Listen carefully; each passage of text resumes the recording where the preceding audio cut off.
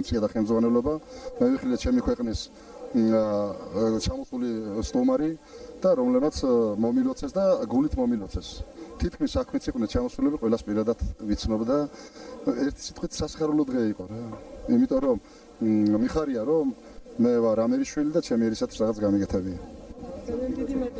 გარეთაც იცოცხლეთ და წარმოდებით თქვენს. ლამაზი პიროვნებაც იყო ბატონი შოთა ჩოშუშვილი, საღამოც ესეთი ლამაზი გამოვიდა. ძალიან ნასიამოვნები ვართ როგორც სტუმრები, ისევე ალბათ მასპინძლებიც.